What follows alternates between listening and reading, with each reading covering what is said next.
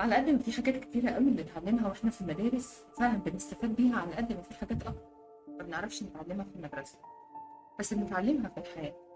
مش كل الناس بتستفاد بدروس الحياة على فكرة، يعني الحياة بتعلمنا كلنا والحياة بتعلم فينا كلنا، بس الفكرة ان مين يستفاد بالدروس اللي بياخدها في الحياة. في دروس كتيرة قوي ممكن تكون بتعدي علينا في حياتنا واحنا ما بنعرفش نستفاد بيها، ما بنحسش اصلا انها ممكن تكون بتعلمنا، عادي ممكن تكون مشكلة، ممكن تكون تجربة عدت علينا، نطلع بكل ده احنا مش مستفيدين اي درس في الحياة. وفي ناس بتعرف تستفاد كويس قوي من دروس الحياة، في كده وفي كده. النهارده انا جايبه لكم 20 قاعده ما بنتعلمهاش في المدرسه، 20 درس ما بنتعلمهوش في المدرسه بس بنتعلمه في الحياه.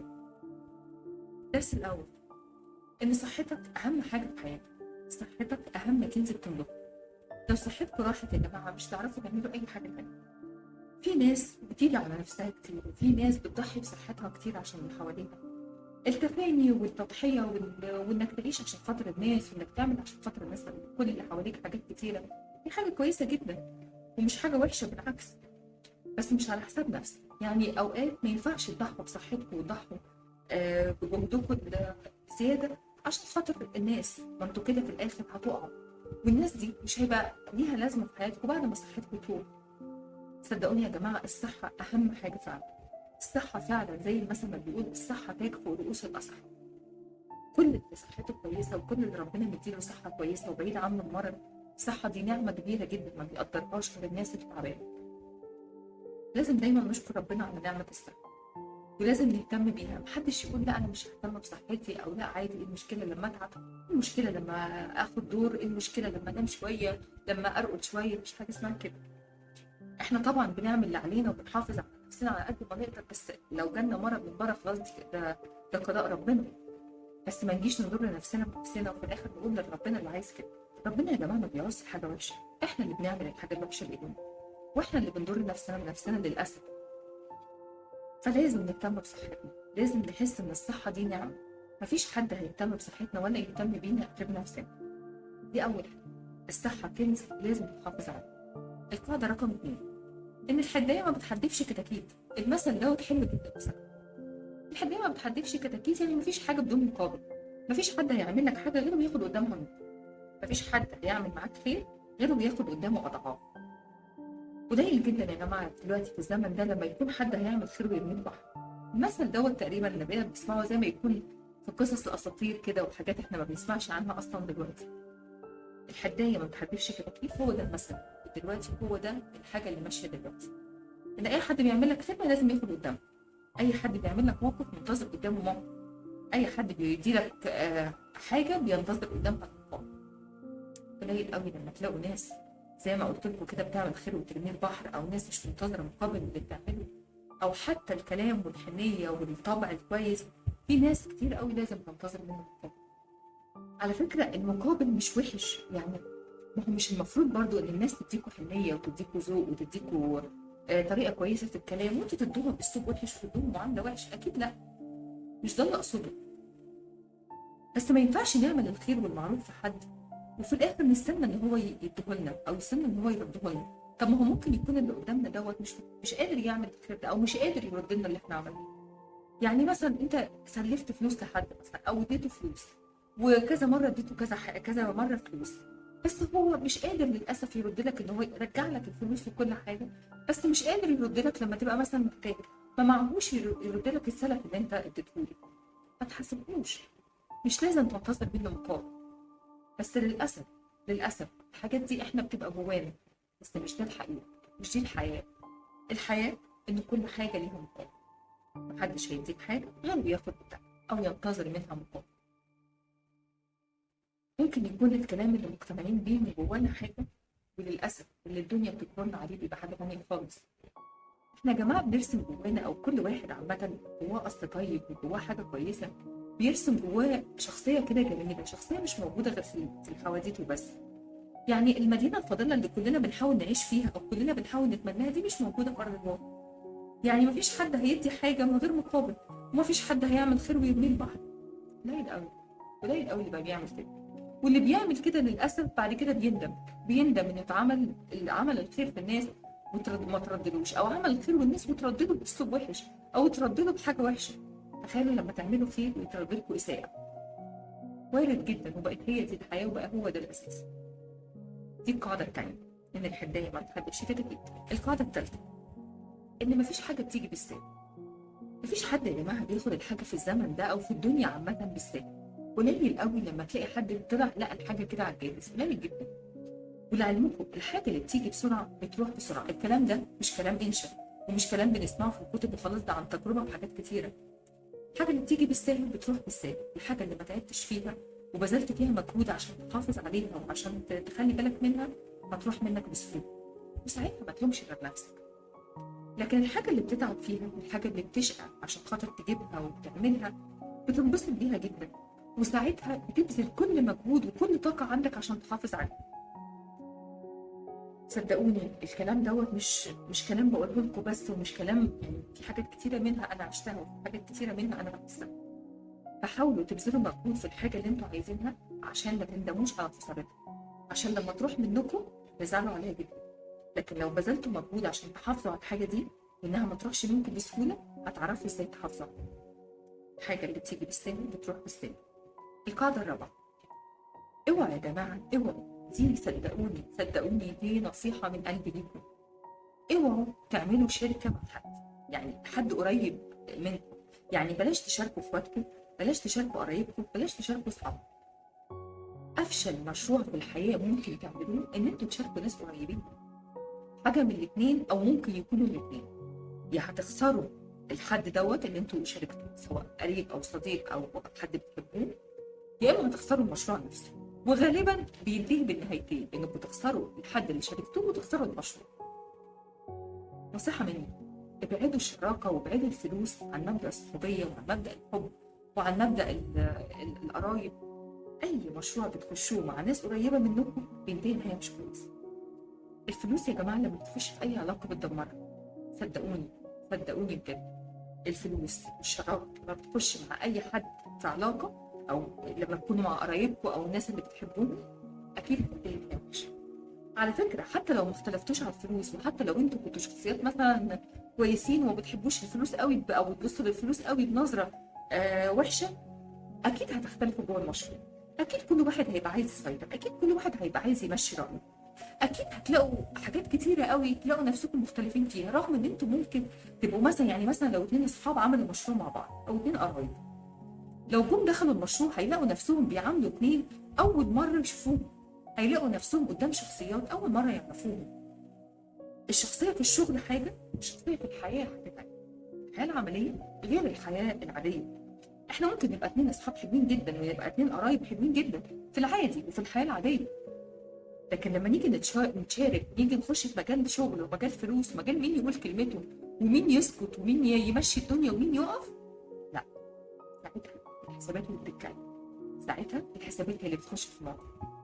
فاحسن لكم بلاش شراكه مع ناس قريبه منكم، شاركوا الناس ما تعرفوهاش، عشان لو الدنيا اتفضت بينكم وبين بعض خلاص اسمهم الناس كده كده ما تعرفوهاش. مش هيبقى الوجع او الزعل على الحاجه اللي راحت منكم او ان انتوا خسرتوهم، مش هيبقى الوجع زي وجع الناس بتحبوهم. لكن لو شاركتوا ناس بتحبوهم واختلفتوا، هتخسروا المشروع وهتخسروا الناس اللي بتحبوهم. فنصيحه، بلاش تبتدوا المشروع مع الناس اللي بتحبوهم من الاول. القاعده الرابعه، بلاش تهاجموا الناس اللي بتحبوهم، او بلاش تنتقدوا الناس اللي بتحبوهم باستمرار. في حاجه اسمها يا جماعه سياسه النقد بذوق، في حاجه اسمها سياسه ان انت تفهم الناس اللي قدامك غلطهم بس بطريقه معينه. بلاش تبقوا حادين قوي في نقدكم على اللي قدامكم، بلاش تعودوا الناس او تخلوا الناس تاخد فكره عنكم ان انتوا بتنقدوا بطريقه لاذعه، بتضايقوهم باسلوبكم، بتنصحوهم بطريقه حاده. النصح والمحبه لو ما جاش بطريقه كويسه مش عايزينهم. ممكن تكون خايف على اللي قدامك جدا، بس طريقتك في النصح ليه او طريقتك في النقد ليه هتوجعه، فمش هيستفاد من نقدك حاجه، بالعكس هيحس انك بتهاجمه على الفاضي، هيحس انك بتنتقده على الفاضي. خلوا يا جماعه في طريقه النقد بتاعتكم وفي طريقه المهاجمه الناس بتحبوها، خلي فيها محبه، يعني دخلوا المحبه جوه النقد وجوه النصيحه. صدقوني النقد والنصيحه اللي فيهم محبه بينجحوا كتير قوي عن النقد اللاذع وعن الكلام الجارح اللي ممكن تاذي بيه مشاعر اللي قدامكم وانتم مش عارفين، بمجرد ان انتوا عايزين تنقدوهم وتقولوا لهم رايكم على الفاضي. لا، انا مش هسمعك طول ما انت بتنتقدني بطريقه مش حلوه. انا مش هديك وداني واحس قد ايه انت بتحبني او قد ايه انت خايف عليا الا لو كلمتني بطريقه كويسه. خليكوا حنينين يا جماعه في النقد على الناس، خليكوا حنينين في المهاجمه على الناس. لما تيجوا تهاجموا حد او تنصحوا حد بالراحه عليه. الدنيا مش مستحمله والناس مش مستحمله تسمع حكم عليها. لو عرفتوا تنقدوهم بطريقه كويسه وبطريقه حنينه هتحسوا ان انتوا افدتوهم وفي نفس الوقت ما خسرتوهمش. لكن لو خسرتوهم باسلوبكم اللازم مش هتعرفوا تكسبوهم تاني. فبلاش النقد والمهاجمه على الناس اللي بنحبها. دي القاعده الرابعه. القاعده الخامسه وهي تقريبا قريبه من القاعده الرابعه. بلاش تبقوا عصبيين على الناس بوجه عام بقى. الدنيا فيها بما فيها حقيقي. يعني فعلا في حد زي ما كان كاتب على حد من كاتب على الفيس من كام يوم، الدنيا فيها حد رشش موت كآبة ورشش سبراي كآبة ونكد وحزن بشتى الطرق على كل الناس. فالناس مش مستحملة. الجو لوحده فيه كآبة والجو لوحده فيه عدم تحمل وفيه ضغط وفيه مسؤولية وفيه كل حاجة مش حلوة. فالناس مش مستحملة عصبيتك. هتهاجم الناس وهتعصب عليهم ومحدش هيعرفك. يعني انت شخصية عصبية ومش عارف تمسك نفسك او تحجم عصبيتك او تحجم طريقتك الوحشة، ما تتعاملش مع الناس. خش على نفسك واقفل باب اوضتك وما تتعاملش مع الناس. خليك وحداني كده لوحدك لحد ما تعود تتعامل مع الناس بطريقة كويسة. لحد ما تبطل عصبية. محدش مستحمله. حطوا دايما يا جماعة قدامكم كلمة واحدة بجد. محدش مستحمله. قولوا لنفسكم الكلمة دي دايما. محدش مستحملكم في الشكوى، محدش مستحملكم في العصبية، محدش مستحملكم في النقد، محدش مستحملكم في همومكم. شيلوا همومكم لوحدكم، شيلوا عصبيتكم لوحدكم.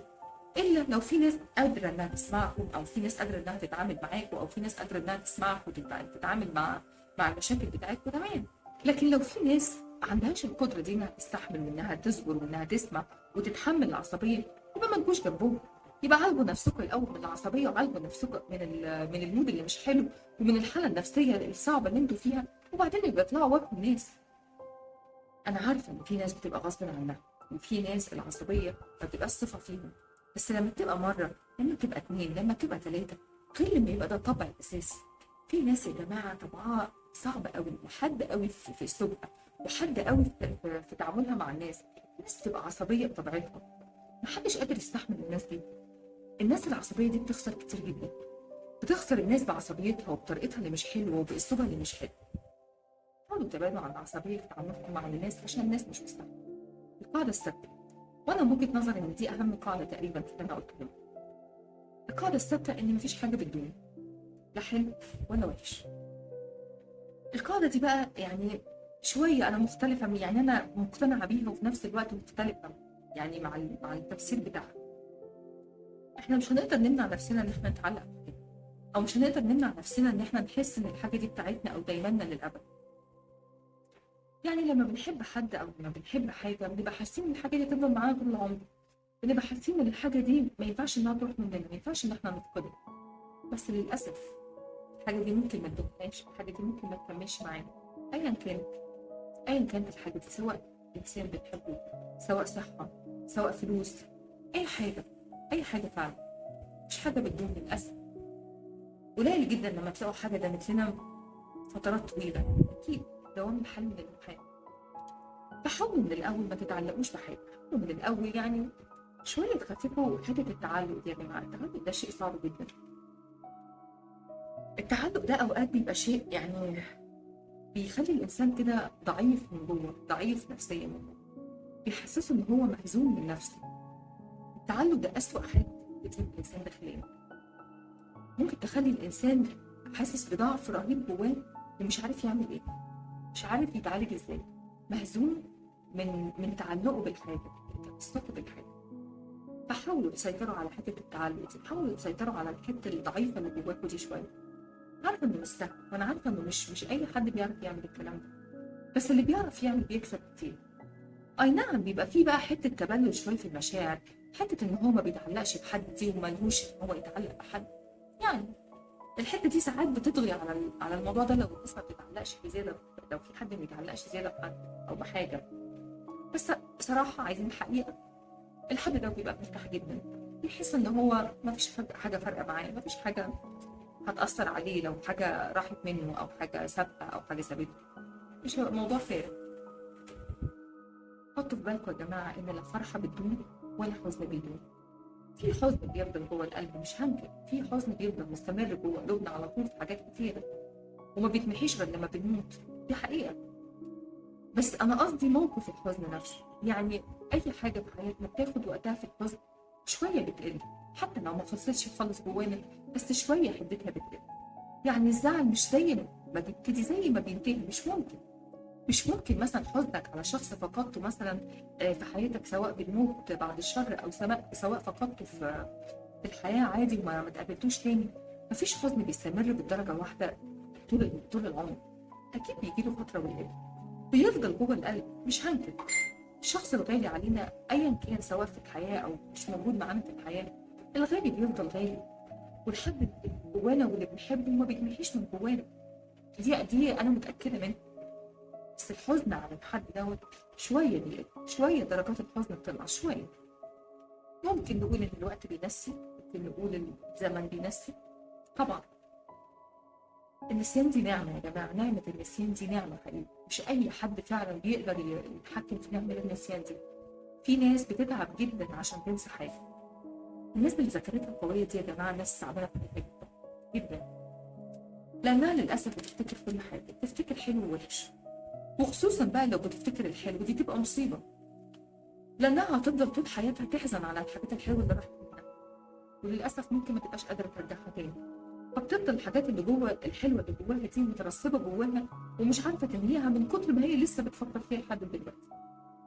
وده موقف مع صاحبي، الناس اللي ما بيعرفوش ينسوا بسهوله دي ناس تعبانه في حياتها جدا للاسف.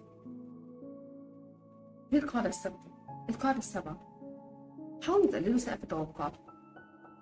بلاش تحطوا سقف عالي للتوقعات بتاعتكم في اي حاجه، في اي حاجه حرفيا، مش في البني ادمين بس، في اي حاجه انتوا داخلينها، في اي مشروع داخلينه، في اي حاجه انتوا بتتعاملوا فيها لاول مره. بلاش تبقى سقف طموحاتكم عالي قوي عشان ما تنزلوش على الدور ده.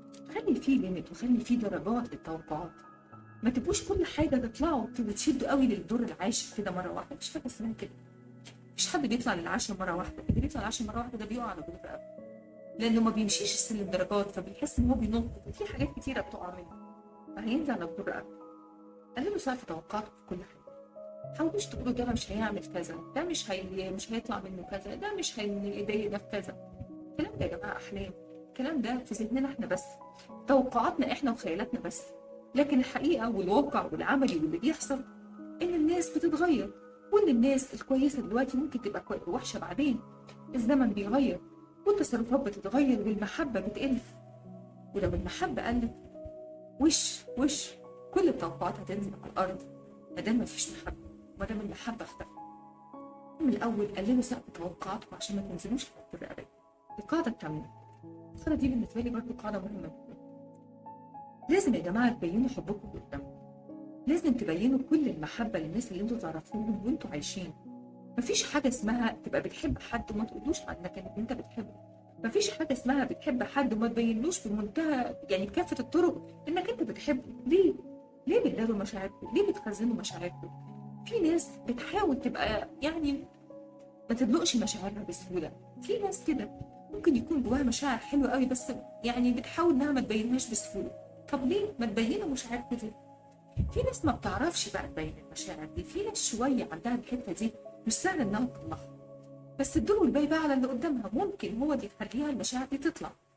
المهم ان انتوا بكافه الطرق لازم تبينوا للناس اللي انتوا بتحبوهم ان انتوا بتحبوهم، بالكلام بقى، بالتصرفات، بالتلقيحات، زي ما تعملوا.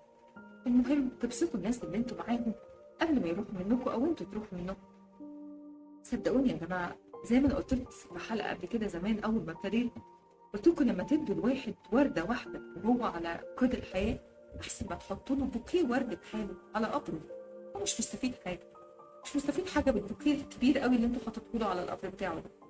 هو مستفيد قوي ومبسوط قوي بالورده اللي انتوا اديتوها له، بس للاسف احنا ما بنعرفش ندي الحاجه في بعض، ما بنعرفش ندي الحاجه في وقتها. احنا عندنا مشكله يا جماعه في عصر الوقت، احنا شعب مفتقد للوقت في كل حاجه، مع انه اسمن حاجه في الدنيا. الوقت ده فعلا حرفيا اسمن حاجه ممكن نمتلكها، وللاسف احنا ما بنحسش بقيمته، ما بنحسش بقيمه الوقت في اي حاجه، لا في مشاعرنا ولا في سلوكياتنا ولا في حاجاتنا ولا في حياتنا مع الناس ولا في اي حاجه. وعشان كده فايتنا حاجات كتيره. القاعده اللي بعد كده: حط في بالك كلمه حلوه قوي، انا بجد بتعجبني: لسه ما فاتش الاوان على اي حاجه. صدقوني في ناس لما بتكبر في السن بتحس ان خلاص بقى الدنيا خلصت، الدنيا ما بقاش ليها لازمه. هو انا لسه هبتدي اعمل حاجه دلوقتي؟ هو انا معقوله لسه هبتدي المشروع الفلاني دلوقتي؟ ده انا خلاص عديت 40 او عديت 50. مفيش حاجه اسمها كده. مفيش وقت ومفيش سقف تقدر تحدده لنفسك في انك انت تبدا من جديد. اي يوم بتبتدي فيه وتصحى تلاقي فيه شروق شمس، وتصحى تلاقي فيه عمر جديد في حياتك، وفي نفس داخل وخارج، يبقى لسه في بدايه جديده، لسه في امل جديد، لسه في حاجات جديده ينفع نبتديها، في حاجات جديده لازم تدينا امل جوانا، لازم تخلينا نقدر نكمل ونعيش. ما دام لسه بيطلع علينا نهار، وما دام لسه يبقى قدامنا حياه تاني ونفس جديد، يبقى لسه في بدايه جديده. ليه ما نحاولش؟ ليه ما نحاولش ان احنا نبتدي بدايات جديده في كل حاجه؟ اي حاجه عايزين نبتديها. بلاش تقولوا دايما فات الاوان. بلاش كلمه فات الاوان دي يا جماعه، كلمه قمه في اليأس، وكلمه بتضيع الشغف وبتضيع الامل وبتضيع كل حاجه. بلاش دايما تحسوا ان في امل ضاع منكم وان في حياه ضاعت منكم مش هترجع تاني. حاولوا دايما تبتدوا بدايات جديده. كل ما يبقى في امل جديد، في بدايه جديده، في حياه جديده. القاعده اللي بعد كده: الفلوس ما بتشتريش السعاده. انا عارفه ان انتوا هتقولوا عليا انت بتقولي كلام افلام وبتقولي اي كلام وخلاص بتقريه في الكتب ولا بتقريه على النت. لا، انا ما قلتلكوش ان الفلوس مش مهمه. اللي يقول ان الفلوس مش مهمه ده يبقى بني ادم متخلف. اللي يقول الفلوس مش مهمه يبقى بني ادم بيضحك على نفسه.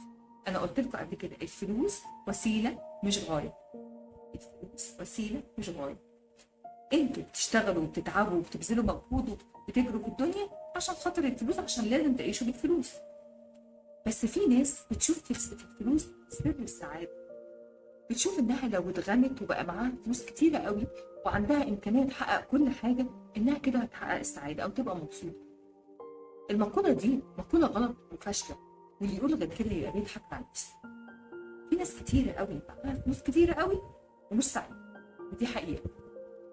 طب انا هقول لكم ليه، وانتوا يعني وزنوها كده بدماغكم ووزنوها كده بتفكيركم وقولوا لي يعني مع نفسكم كده الكلام ده صح ولا غلط. لما تحسوا ان انتوا كل حاجه عندكم عرفتوا تحققوها، وكل حاجه عندكم عرفتوا تشتروها، وكل حاجه عندكم بتاخدوها بالسهل، ايه المتعه في كده؟ يعني ايه المتعه في ان انت كل حاجه عندك تبقى متوفره وكل حاجه عندك تبقى قادر تاخدها؟ اولا ده مش هيحصل. يعني اولا ده مش بيبقى موجود. يعني ده اللي بياخد كل حاجه ده في الاحلام، ده في القصص اساطير وبس. لكن عملي وحياه عمليه والدنيا اللي احنا عايشين فيها دي مفيش حد بياخد كل حاجه فعلا. يا تاخد فلوس، يا تاخد مثلا حب، يا تاخد فلوس يا تاخد قدامها صحه، يا تاخد فلوس يا تاخد مثلا محبه ناس. مفيش حد بيعرف ياخد الفلوس وكل حاجه معاه.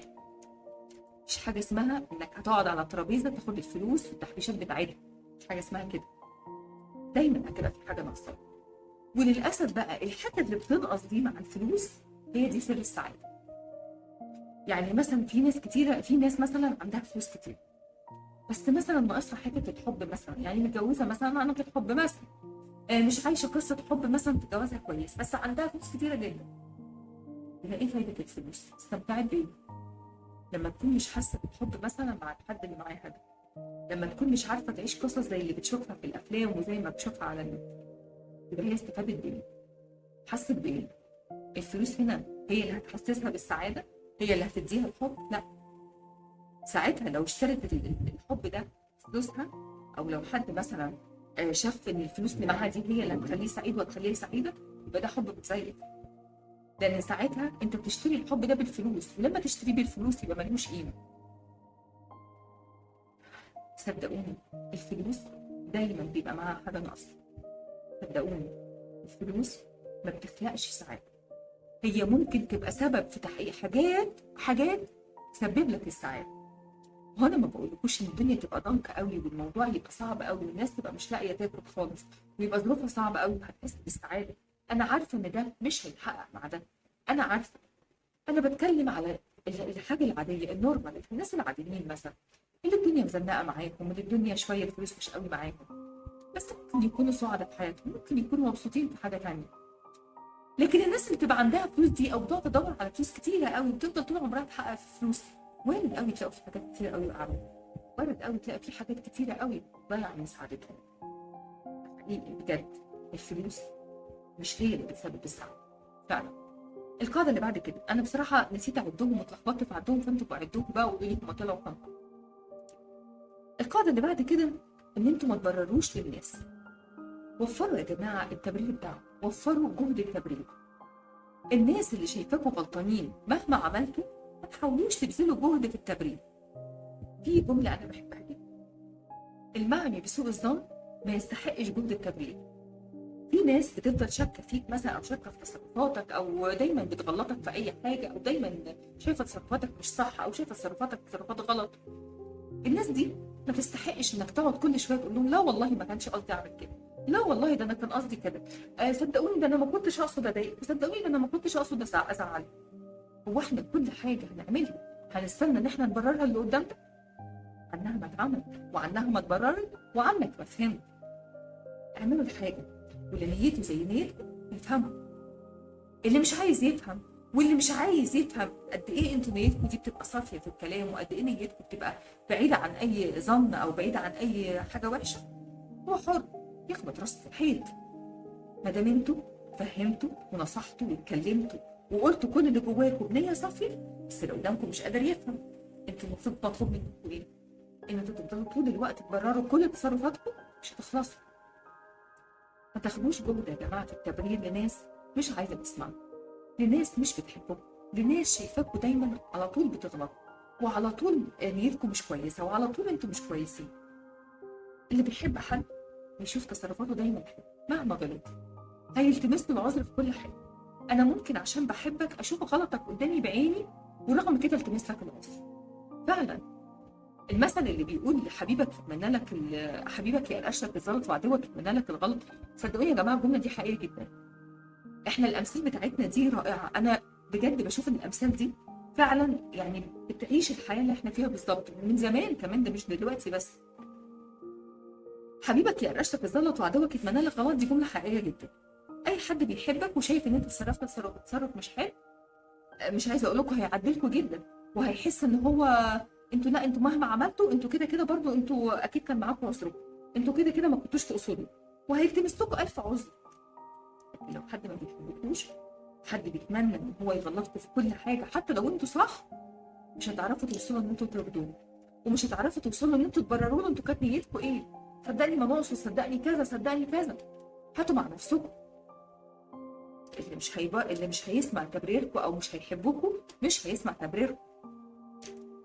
فما تحاولوش تبرروا كل تصرفاتكم للناس ما بتحبكوش.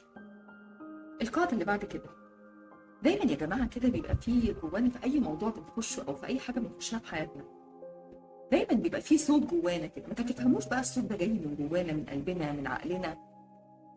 في صوت بيبقى جوانا كده لما نخش اي بدايه جديده، او لما نتعامل مع حد جديد، او نشوف حد جديد، تحسوا في صوت داخلي كده يقول لك الشخص ده مش حلو، يقول لك المشروع دوت مش هيكمل صح، المشروع ده فيه حاجه تقلق، القعده اللي انت قاعده دي فيها حاجه مش طبيعيه، في حاجه لبش كده. الصوت ده اوقات كتيره قوي بيبقى صح، اوقات كتيره قوي بيبقى في حاجه كده جواك بتقول لك ان الموضوع ده مش هينفع، الموضوع ده فيه وغش كده، الموضوع دوت مش صح. لو الموضوع ده زن عليكم كتير وزن جواكم كتير وحبيتوا وحسيتوا ان هو مسيطر على تفكيركم جامد ومسيطر على حياتكم جامد، اسمعوا للصوت ده. القاعده اسمعوا للصوت اللي جواكم. حاولوش تكتبوا الصوت اللي جواكم يا جماعه، لانه بنسبه 60-70% بيبقى صح. الا بقى لو انتوا بطبعكم مثلا شكاكين، او بطبعكم ان انتوا مش بتصدقوا اي حاجه، او مش بتامنوا لاي حد، دي حاجه ثانيه، ده بيبقى شخصيات كده يعني من جواها نفسها فيها ظنون دايما وشكوك، فاكيد الحاجات اللي جواها دي بتبقى نابعه من الظنون والشكوك اللي هي فيها. احنا بنتكلم عن الناس العاديه السويه اللي هي بتبقى حاسه جواها كده حاجه، واوقات كتير قوي بتتحقق، وتقول يا ريتني كنت سمعت القرار اللي انا قلته جوا نفسي، هو انا ليه ما عملتش الحاجه اللي انا حسيتها، هو انا ليه ما مشيتش ورا احساسي. كتير قوي بنقول لنفسنا الجمله دي، واحنا ليه ما بنمشيش ورا احساسنا. حاولوا دايما لما يكون في احساس جواكم قوي كده بيزن على دماغكم وعقلكم وقلبكم، حاولوا تسمعوا للصوت، لان الصوت ده بيبقى مهم جدا في حياتكم. القاعده اللي بعد كده، انا بصراحه ما عدتهمش، هبقى اعدهم لكم واكتب لكم في عنوان الحلقه هم طلعوا كام قاعده، بس هم تقريبا انا لما حضرت الموضوع هم طلعوا 20. القاعده اللي بعد كده، حاولوا تحاوطوا نفسكم بناس بسيطه وناس سهله وناس سلسه. زي ما انا قلت لكم يا جماعه في اول الحلقه ان مش كل الناس دلوقتي بقى عندها طاقه ولا عندها قدره انها تتحمل حد. فانا ليه احوط نفسي بناس او اعرف ناس معقده ومكلكعه؟ هو انا ناقصه عقد؟ هو انا ناقصه تفكير؟ يا جماعه الدنيا صعبه بما فيه الكفايه. فليه نحوط نفسنا بناس رخمه وناس رزله وناس ما بيهمهمش ان هم يقعدوا يسالوا كل شويه ويقعدوا يحكوا كل شويه ويقعدوا يستفسروا عن كل حاجه كل شويه؟ ليه اعمل كده؟ ليه؟ ليه احوط نفسي بناس مكلكعه، ناس معقده، ناس كل حاجه بتكبرها، الحاجه البسيطه تكبرها وتعملها مشكله. في ناس يا جماعه عندها فن في كده، في ناس عندها فن الكلكعه، عارفين الكلكعه والشخلعه؟ في ناس عندها فن الكلكعه، بس صدقوني الناس دي مرض على نفسها، مرض على نفسها بجد. الناس بتتعب قوي في حياتها.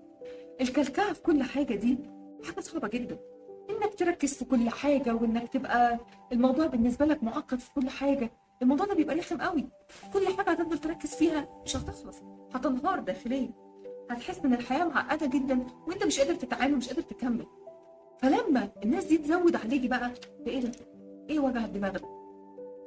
لكن لما تحطوا نفسكم بناس بسيطه، ناس سهله، ناس سلسه، ناس تتخصم وتتراضى بسرعه، ناس تفهمها وجهه نظرك بسرعه وتقتنع بيها وما تزعلش وتقمص على طول، مش على الفاضيه والمليانه بتبقى محتاج انك انت تتبرر هنا وتتكلم هنا وتصالح هنا. ده ايه طولة البال دي؟ في ناس يا جماعه عندها طولة بال للخناق، في ناس عندها طولة بال لان هي تقرف اللي قدامها. ليه نعمل في نفسنا كده؟ لا بقى مجهودنا ولا صحتنا ولا حياتنا ولا القرف اللي احنا عايشينه بقى مستاهلين ولا مستدعيين لده، ولا بقى مستحملين الكلام ده. فلازم نحاول نحوط نفسنا بناس بسيطه وناس سهله وناس ما تعقدش الدنيا اكتر من هي بتعقد. القاعده اللي بعد كده، حاولوا يا جماعه يبقى عندكم حلم تحلموه. الانسان من غير احلام ميت. يعني انا عن نفسي بشوف كده صدقوني، الانسان بدون حلم يحلمه حتى لو حلم بسيط جدا وحلم على قد جدا، وممكن يكون حلم تافه على فكره، بس الحلم ده صدقوني بجد بيخليه عنده امل ان هو يعيش، مش يحس ان الايام بتكر ببعضها بس وخلاص. لا، عدم وجود الحلم يا جماعه في حياتنا بيخلينا نفقد الشغف وبيخلينا نفقد الحياه ويخلينا نفقد الامل في بكره، هنحس ان احنا عايشين كده وخلاص. هو احنا ليه دايما باستمرار بنقول لنفسنا الجمله دي؟ هو النهارده بقى شبه امبارح، بقى شبه بكره، بقى شبه بعده. تحس ان الناس دلوقتي بقت تقول لك هو ايه ده النهارده الاثنين، تصدقوا ده انا كنت فاكره الثلاثه، يلا هو مش فارق، او اثنين من ثلاث من اربعه، وكل ايام الاسبوع واحده. مفيش حد دلوقتي ما بيقولش الجمل دي لنفسه، صدقوني. من كتر ما احنا بنحس ان الايام شبه بعض، من كتر ما بقينا بنحس ان الدنيا والروتين والملل والحياه الوحشه والضغوط المشاكل والفلوس والظروف اللي احنا فيها كلها بتخلي دماغنا دي مش مستحمله لاي حاجه. فتخيلوا ان ما يبقاش عندكم حلم بس تحلموا، ما يبقاش عندكم امل في بكره، ما يبقاش عندكم حاجه بحيث ان انتوا نفسكم تعيشوا عشان تحققوه. يبقى عندكم امل ان انتوا تعيشوا لبكره عشان تصحوا تعملوا حاجه، تصحوا تكملوا الحاجه اللي انتوا بداتوها، تصحوا تكملوا الحاجه اللي انتوا حلمتوا بيها. يا بجد اوقات كتيره قوي مثلا ده حتى في الاحلام واحنا نايمين، في ناس مثلا بتبقى وهي نايمه تحلم حلم حلو قوي ويجي حد يصحيها فتقول له يا ما كنتش صحيتني يا عم، ده انا كنت بحلم حلم حلو قوي، يا ريتك كنت سبتني ان انا اكمله، يا ريتك ما صحيتني، ده انا كان نفسي اكمل الحلم ده. تخيلوا واحنا نايمين بنبقى مبسوطين بالاحلام اللي هي اصلا مجرد اوهام في دماغنا واحنا نايمين، بس مجرد ما بنصحى بتروح خلاص. فما بالكم لو الاحلام الحلوه دي قدرنا نحلمها في الحقيقه، قدرنا نحس بيها في الحقيقه عشان خاطر نقدر نحاول نحققها. نحاول، يمكن ما نقدرش بس هو ادينا بنحاول، هنبقى عايشين على امل ان احنا نحاول ننجح في الحلم ده. انا شايفه ان الانسان اللي بيحلم حلم ويعيش ان هو عشان يحققه، الموضوع بيفرق كتير قوي، صدقوني بيفرق كتير قوي في حياتنا. القاعده اللي بعد كده، اتعلموا تقولوا كلمه لا. في ناس يا جماعه ما بتعرفش تقول كلمه لا لحد. الناس دي تقريبا انا اعرفها يعني. ما تحاولوش تركزوا عشان تعرفوا مين هم الناس دي، والنصيحه مني ما تعملوش زي الناس الوحشين دول، ما تعملوش زي الناس دي. حاولوا تقولوا كلمه لا يا جماعه. كلمه لا اوقات كتير قوي بتبقى صح، صدقوني. اللي يفضل طول حياته ما يقولش كلمه لا او ما يعرفش يقول اصلا كلمه لا خسران كتير جدا، خسران كتير من صحته، خسران كتير من نفسيته، خسران كتير انه ممكن على المدى البعيد ممكن يفقد كل حاجه. اوعوا تفتكروا نفسكم شاطرين لدرجه ان انتوا هتكسبوا كل حاجه، للاسف ده مش حقيقي. اللي بيحاول يكسب كل حاجه بيخسر كل حاجه حرفيا. واوعوا تحاولوا ترضوا كل الناس. اللي يحاول يرضي كل الناس ينتهي بيه ان هو يبقى وحيد، ينتهي بيه انه يخسر كل الناس. محاولة إرضاء الناس دي محاولة صعبة جدا، وتقريبا محاولة فاشلة جدا. لو حاولتوا ترضوا كل الناس يا هتخسروا نفسكم وتولعوا مع نفسكم كده، يا إما هتخسروا كل اللي تعرفوا وينتهي بيكم الحياة إن أنتوا تفضلوا لوحدكم.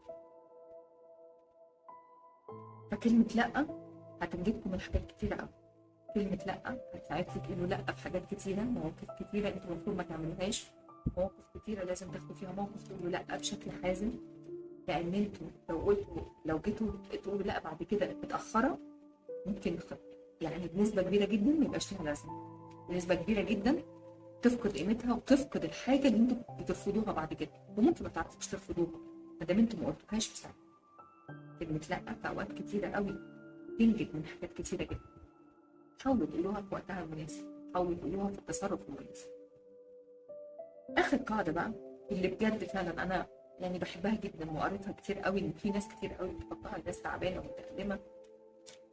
اكتر جمله بتريح اي حد بيقراها ان هذا الوقت سوف يمضي.